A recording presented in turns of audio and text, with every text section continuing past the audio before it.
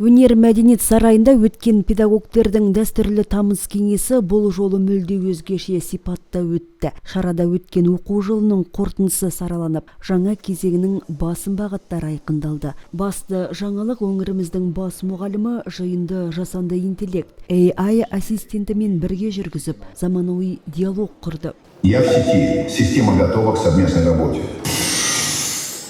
2026-2027 оқу жылында 22.200 оқушы білім алатын болады. Оның ішінде 12.586 бала мемлекеттік тілде, 9.614 бала орыс тілінде оқиды.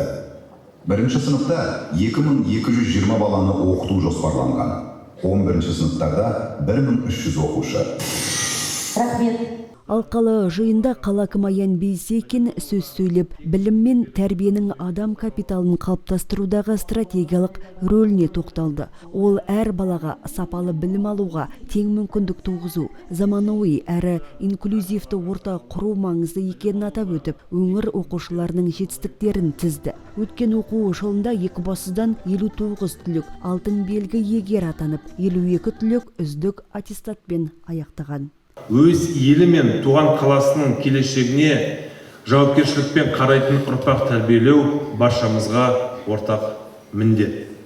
Осы игі жолдағы еңбектеріңізге шынайы ризашылығымды білдіре отырып, сіздерге мықты денсаулық, отбасыларыңызға бақ, береке, шығармашылық, шабыт пен сарқылмас күш қуат. Шәкірттеріңіздің әрбір жетістігінен қуаныш пен мақтаныш тілеймін.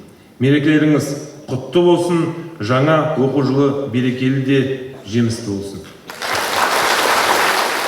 Ресми баяндамалардан соң салтанатты марапаттау рәсіміне кезегі келді. Павлодар облысы мен Екібастұз қаласы әкімінің құрмет грамоталары мен алғыс хаттары табысталды. Сондай-ақ саланың дамуына ерекше үлес қосқан ұстаздарға Екібастұз алдында сіңірген еңбегі үшін төс белгісі тағылды.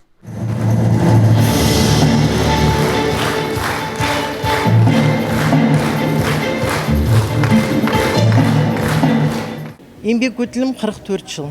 Қазіргі кезде мен нөмір 7-ші мектеп гимназиясында қазақ тілі және әдебиет маманы болып жұмыс істеймін. 7-ші мектеп гимназиясында 31 жыл жұмыс жасаймын. Бүгін марапат алдым. Мен барша Екібастұз өңірінің ұстаздарын жаңа оқу жылымен құттықтағым келеді. Еңбекте шығармашылық, дендеріне саулық, ашық аспан, отбасыларында береке тілеймін. Жиынның басты сенсациясы тамыз кеңесіне жасанды интеллект технологиясын енгізген нөмірі 18-ші мектептің 10-шы сынып оқушысы Даниял Нұрымжан болды. Дарынды жас арнайы марапатқа ие болып, 50 000 теңгелік ақшалай сертификатпен марапатталды. Даниялдың жасанды интеллектіні қолдану бағытында бірнеше авторлық бағдарламасы бар. Бұл білімдер күштар, жаңа технологияны шығармашылықпен ұштастыра білген жас талант. Жиын соңында салада жылдар бойы еңбек еткен ардагер ұстаздарға құрмет көрсетіліп, гүл шоқтары ұсынылды. Шара жергілікті өнерпаздардың әсем ән шашуымен түйінделді.